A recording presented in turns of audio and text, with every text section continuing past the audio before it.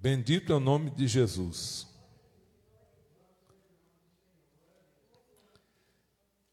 Isaías capítulo 38. Aquele que encontrou, diga amém. Glória a Deus. Está escrito assim, irmãos, ó. Naqueles dias, Ezequias adoeceu de uma enfermidade mortal. E veio a ele Isaías, filho de Amós, o profeta. Ele disse: assim diz o Senhor: põe em ordem a tua casa, porque morrerás e não viverás.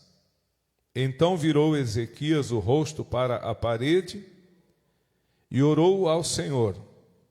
E disse: ah, Senhor, lembra-te, peço-te, de que andei diante de ti em verdade e com coração perfeito, e fiz o que era reto aos teus olhos.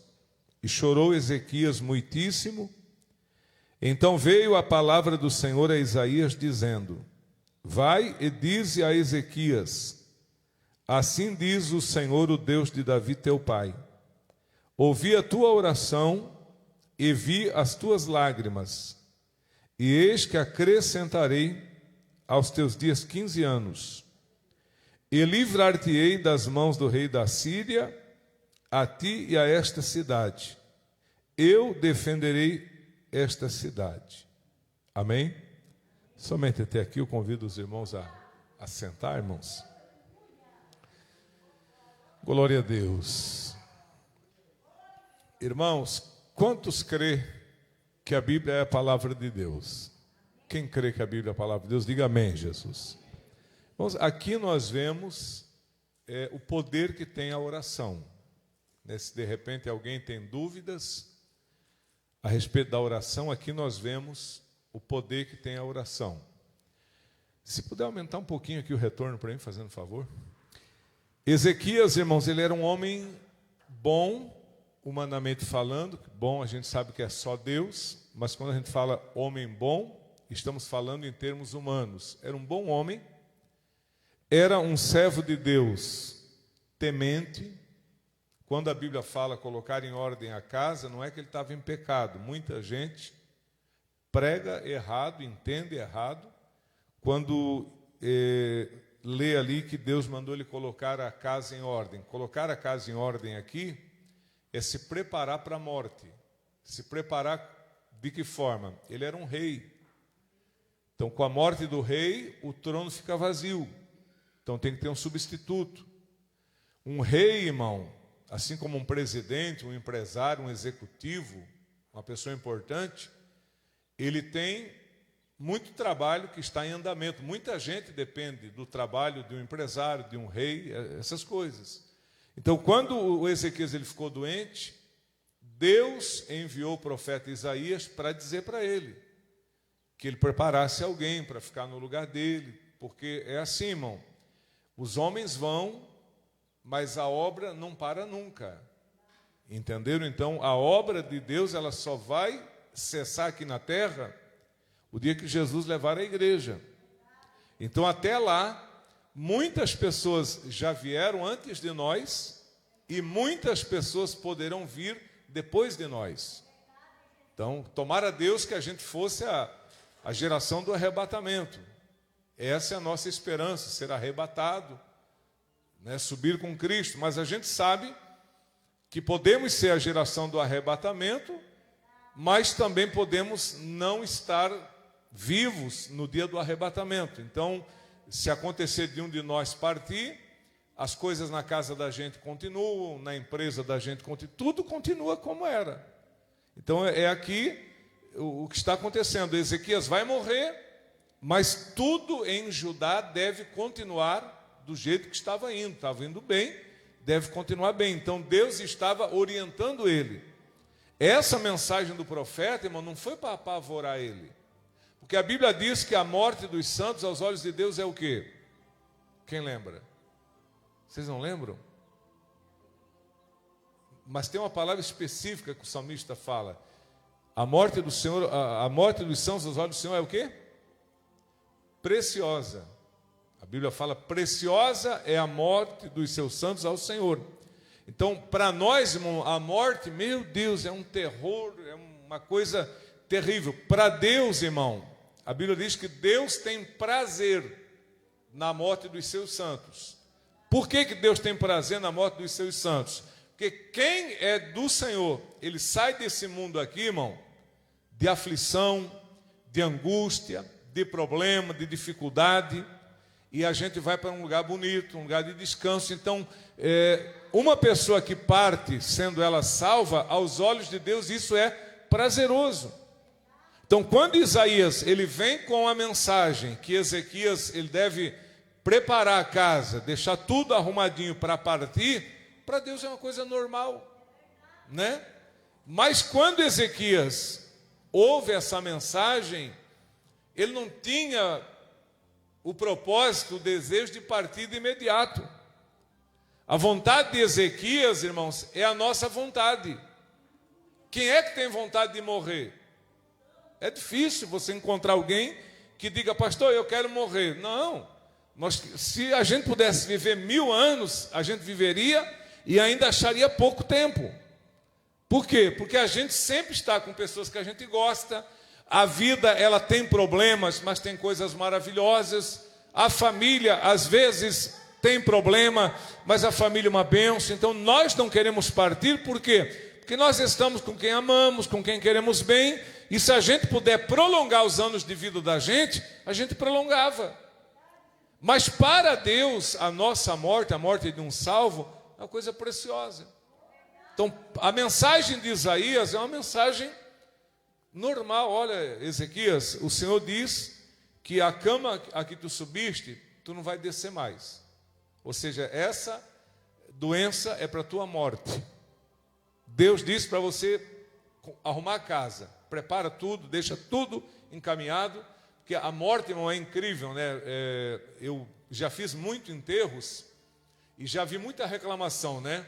A viúva não sabia a senha do cartão, né, que é um absurdo, o cara tem um cartão, tem uma conta no banco e a viúva não saber a senha da conta do banco. Aí, às vezes, quer pagar alguma coisa, porque os irmãos sabem que a morte não tem hora. Ela vem de madrugada, de noite e tal, e aí a pessoa que vai preparar as coisas tem que ter grana para pagar. Se não tem dinheiro, vai passar cartão. E o que aconteceu? Muitas viúvas, o falecido morreu, ai, pastor, não tem a senha do cartão, não tem a senha do banco, não tinha nada, né? Ou a pessoa achava que ia ficar para a semente e não deu a senha, ou achou que ia viver muito, ou não confia, alguma coisa. Então, quando a morte vem, fica tudo assim para ser preparado, e é 24 horas, você tem que preparar terreno, preparar urna, preparar tudo para sepultar. Então, isso aí tem que ser feito com muita agilidade. Aí, quando você tem dificuldade, né, acessa uma conta para retirar um dinheiro, para comprar alguma coisa, pagar a urna, pagar uma coroa de flores, pagar um ambiente que vai ser velado, se não for igreja, que é gratuitamente, às vezes paga uma taxinha para velar em outro lugar. Então, isso tem que ter dinheiro. E quando a pessoa ela não tem acesso a nada, ela sofre. Aí tem que estar pedindo emprestado, aí depois eu vou no banco, vou falar com o gerente, vou conseguir a senha e tal. Então, Deus estava orientando Ezequias para que ele colocasse tudo devidamente no seu lugar. Mostra os projetos que tem, mostra o que está acontecendo na administração do país, deixa as pessoas orientadas sobre os próximos passos da nação, faz reunião, orienta as pessoas como eles devem proceder depois da tua morte. Deixa a casa arrumada, não deixa a casa bagunçada, arruma direitinho, porque você vai morrer. Quando ele ouviu essa mensagem, irmão, ele sabia que Deus não brinca. Se Deus falou que vai morrer, morre mesmo, né? Ele sabia disso, ele conhece Deus. Ezequias não é um ímpio, Ezequias não é um ateu, uma pessoa que não acredita em Deus, ele é um servo de Deus. Ele, durante o seu reinado, ele teve muitas conquistas concedidas por Deus. Ezequias, ele teve experiências maravilhosas com Deus. Uma das maiores experiências de Ezequias foi quando Senaqueribe mandou uma carta afrontando ele e afrontando Judá. O que é que eles fizeram? Ezequias pegou a carta, chamou o profeta Isaías, vieram no templo, e Ezequias mostrou a carta para Deus no templo em oração. E Deus disse que ele ia cuidar da cidade. Sabe o que Deus fez, irmão? Deus enviou um anjo durante a noite no meio do exército assírio, e o anjo do Senhor feriu de morte naquela noite 185 mil soldados. Quando amanheceu o dia, todos os soldados dos inimigos de Judá estavam mortos. E por que é que Deus deu livramento? Pela oração de Ezequias e de Isaías. Então Ezequias, ele sabe que Deus tem poder, ele sabe que Deus faz milagres, ele sabe que a palavra que Deus fala, Deus cumpre, e ele sabe também que a oração tem poder, meus irmãos. O que é que Tiago fala quando ele menciona a oração de Elias? Porque Elias orou e o céu se fechou. E 3 anos e meio depois, Elias orou e o céu se abriu. E quando Tiago ele fala sobre a oração de Elias, mostrando que Elias ora e Deus fecha o céu, e depois Elias ora, Deus abre o céu, e Tiago diz que a oração de um justo pode muito em seus efeitos. Bom, a nossa oração não é exagero, mas ela é mais forte que uma bomba. Você sabia disso? A nossa oração, irmão, ela é mais forte do que a maior e mais poderosa arma dos nossos inimigos. A oração, irmãos, é uma chave que abre portas, trazendo vitórias e bênçãos a nós. A oração, irmão, é ela que move a mão de Deus para nos abençoar e nos dar a vitória. Se você orar, Deus ele vai ouvir a tua oração, vai responder, e você vai alcançar grandes vitórias da mão de Deus, eu creio, meus irmãos. Quantos aqui têm tido experiências em oração com Deus? Levante a mão e diga amém, Jesus. Deus é fiel. Então Ezequias ele sabia que orar dá resultado. Então ele não discute com o profeta, ele não fala nada com o profeta. O profeta diz: olha, Deus disse que da cama que tu subiu você não vai descer, você vai morrer. Deus disse para você colocar a casa em ordem. O profeta foi embora. E o que é que o Ezequias fez? Foi orar.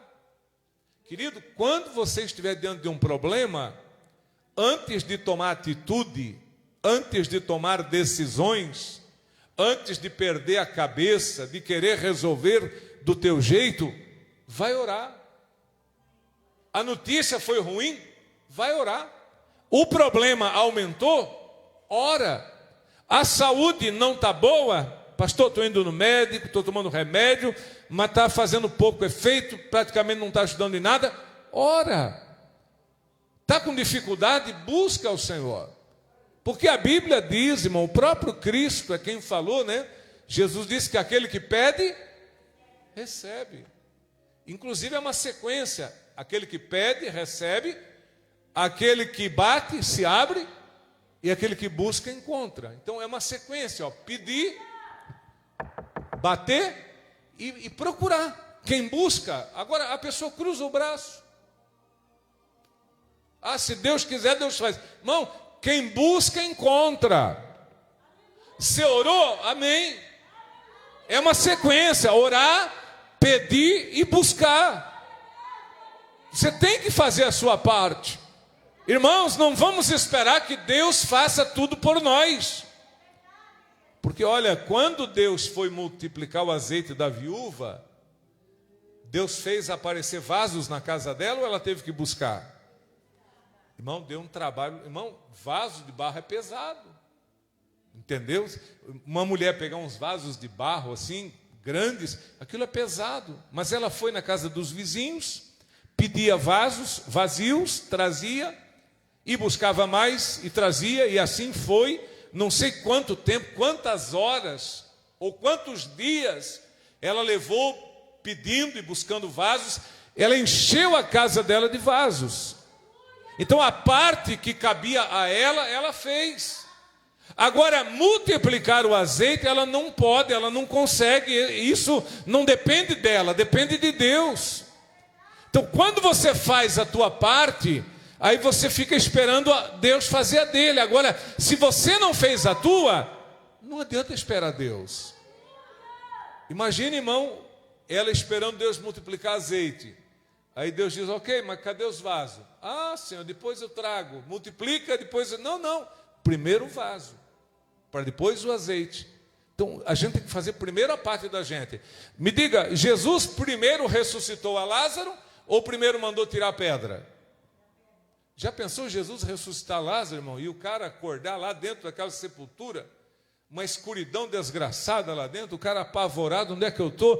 Primeiro tira a pedra.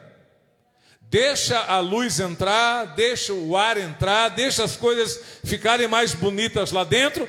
Aí, ressuscitar o morto não é com Marta.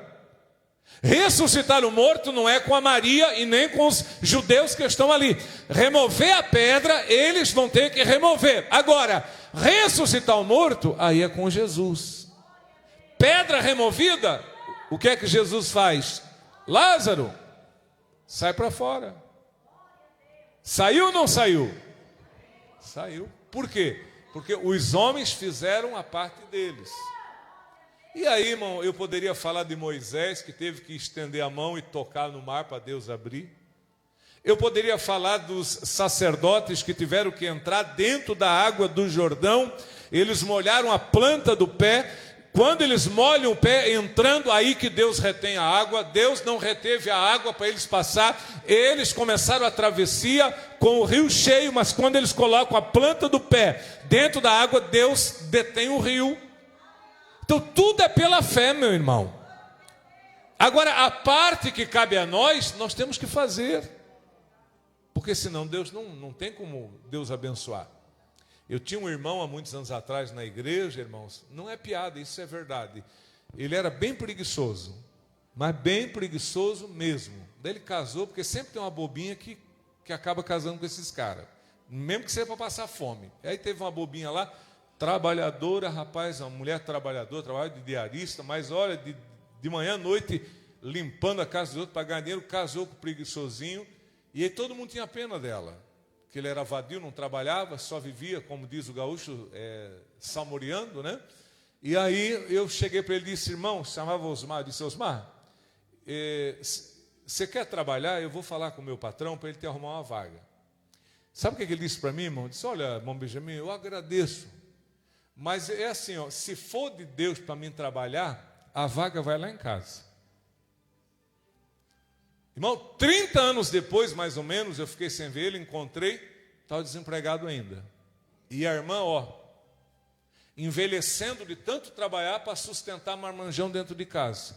Não vale a pena, irmão, né? Então, quer dizer, você tem que fazer a tua parte. Ah, Deus vai me abrir uma porta, mas vai lá na empresa, entrega currículo, faz a tua parte, daqui a pouco alguém te chama. O que a gente não pode é ficar isolado e achar que Deus tem a obrigação de trazer até nós. Não, irmãos. A obrigação nossa é orar e agir, fazer a nossa parte, né? Então, o Ezequias aqui, irmãos, ele não podia fazer nada a não ser orar. Então, o problema veio, a notícia ruim chegou. O que ele faz? Ele ora. E a oração dele é muito linda, né? Ele diz assim, Senhor, lembra-te, peço-te de que andei diante de ti em verdade. Era um homem de Deus. Andei diante de ti em verdade e com coração perfeito. E fiz o que era reto aos teus olhos. Não é aos meus olhos. Porque tem gente, irmão, que ele só faz aquilo que ele acha certo. Você tem que fazer o que é certo perante Deus e não perante os teus olhos. Entendeu? E Ezequias diz, fiz o que era reto aos teus olhos. E após ele ter falado isso, uma oração curta, né? Andei em verdade, andei com o coração perfeito e fiz o que era certo perante ti. Só orou isso e aí começou o quê? A chorar. Coração quebrantado. É claro que quando a gente tem um problema, irmão, a gente fica mais quebrantado. Às vezes a gente é aquele homem duro, aquela mulher dura, até ter um problema. Aí quando chega um diagnóstico de uma doença, um problema com alguém da família, aquele coração duro sai e vem um coração quebrantadinho. Aquele homem que nunca chorou passa a chorar. Aquela mulher que nunca derramou uma lágrima, ela passa a chorar. Entenderam? Por quê? Porque às vezes o problema, ele vem de uma intensidade tão grande que isso aquebranta o nosso coração, né? É por isso que a Bíblia diz que tudo contribui para o bem daquele que ama a Deus. Até uma luta que nos faz chorar, mas acaba melhorando a nossa vida e a nossa comunhão com Deus, irmãos. Porque quando as coisas vai tudo bem, não é o caso de todos, mas muita gente fica arrogante, muita gente acha que não precisa orar, não precisa vir para a igreja. Irmão, se depender, irmão, de vida tranquila vir para a igreja, muitas pessoas nem vêm para o culto. Não, para quem na igreja hoje? Não está tudo bem aqui em casa, ninguém está doente e tal, porque tem gente que entende que igreja é só para quem tem problema. Ah, está com problema, vai para a igreja, está com problema, vai orar, está com problema, vai ler a Bíblia. Irmão, ore, venha ao culto e leia a Bíblia quando tiver problema, mas faça isso quando não tiver problema também. Às vezes nós oramos para pedir, mas também devemos orar para agradecer, irmão.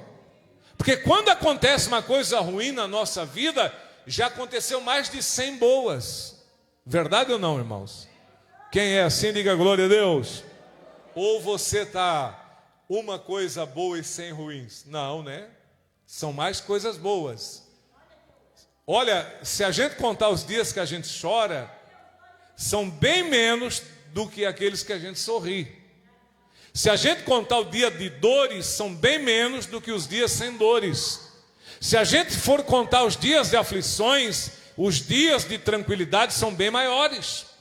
Então a nossa vida, ela tem um saldo positivo e muito grande de coisas boas em relação a coisas ruins. Bem poucas coisas ruins acontecem com a gente.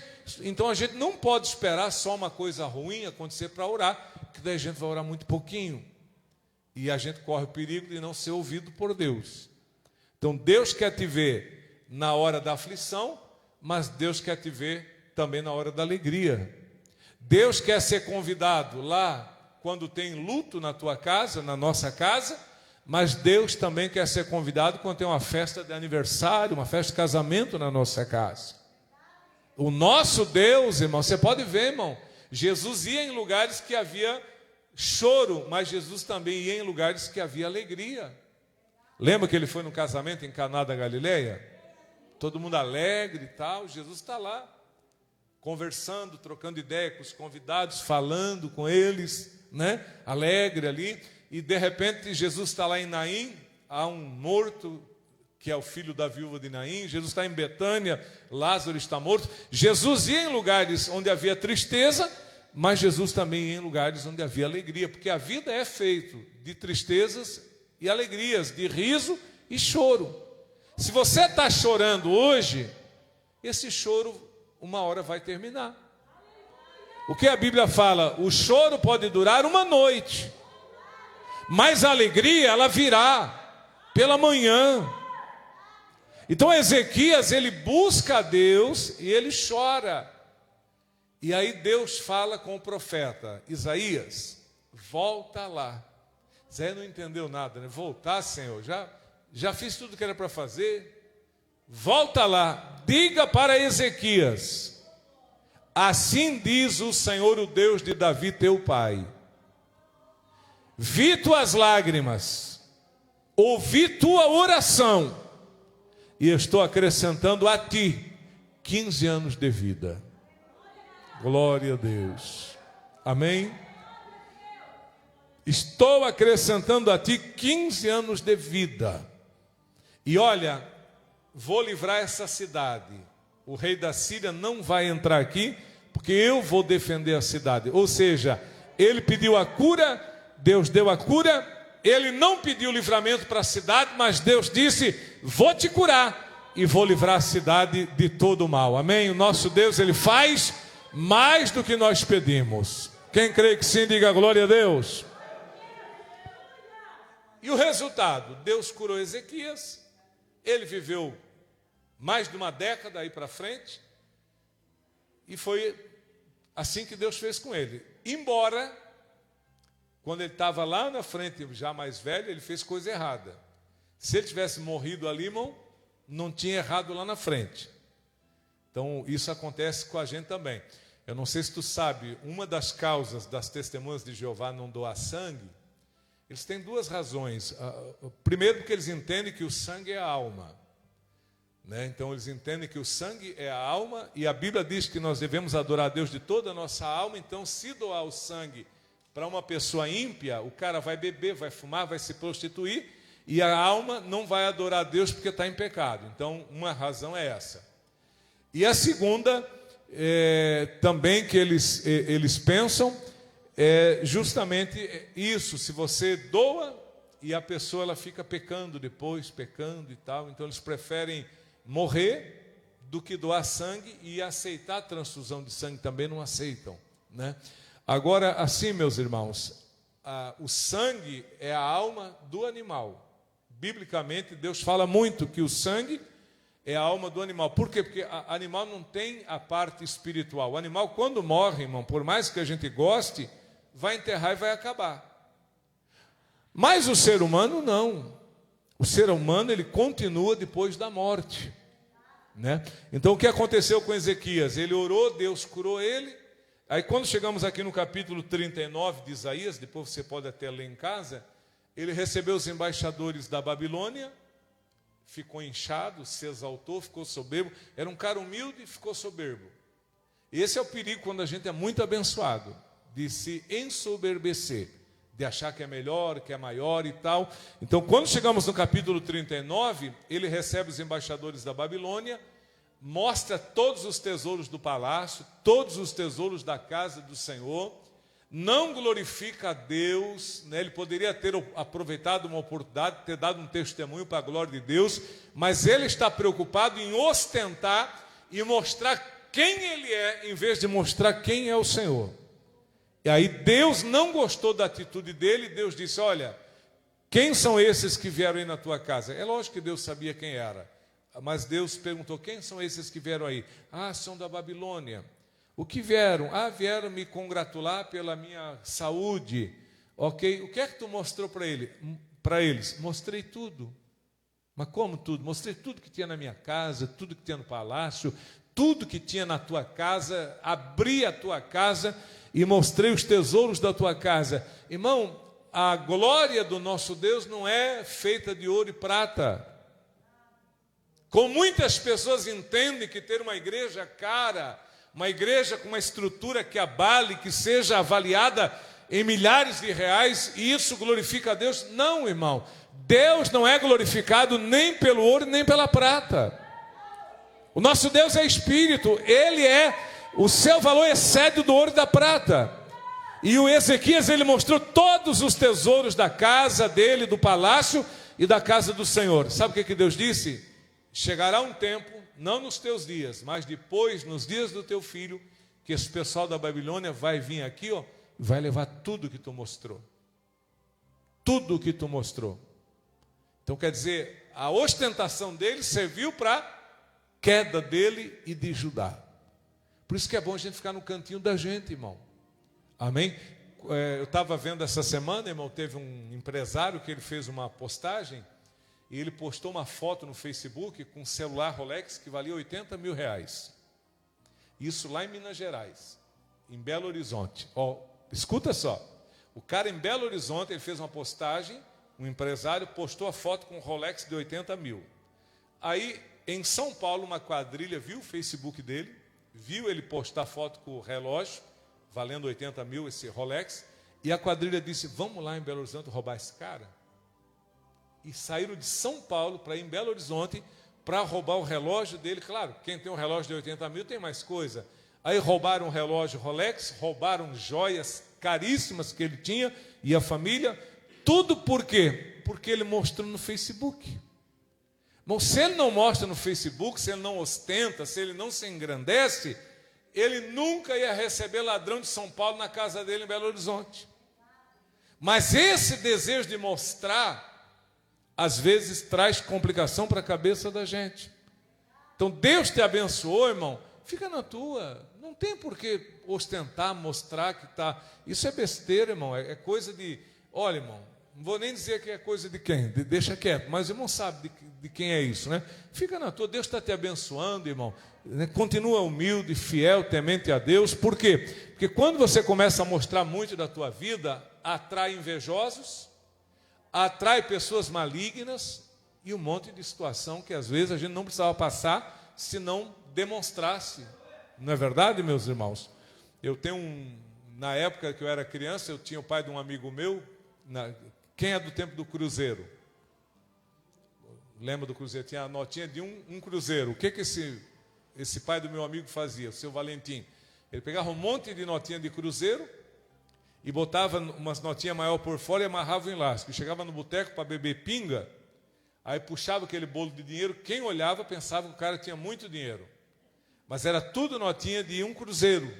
O resto, só umas maiorzinhas em cima, o resto era tudo de um cruzeiro que não valia nada. E aí tirava aquele negócio no bar, tirava o elástico, pagava, e o pessoal de olho. Um dia deram uma camaçada de pau, roubaram tudo dele, porque fica mostrando, não é verdade? Então, quanto menos você mostra, mais difícil é alguém querer te roubar. A mesma coisa, a pessoa sai na rua com um celular, sai com iPhone e um monte de coisa e tal, está passando de bicicleta ali, pronto, já leva. Ah, mas é ladrão. Claro que é ladrão, mas a gente também não pode ser assim tão simples, irmão. A gente tem que ser uma pessoa que tenha prevenção. Diz que prevenir é melhor do que remediar. Então, muito cuidado com o que você mostra e para quem você mostra.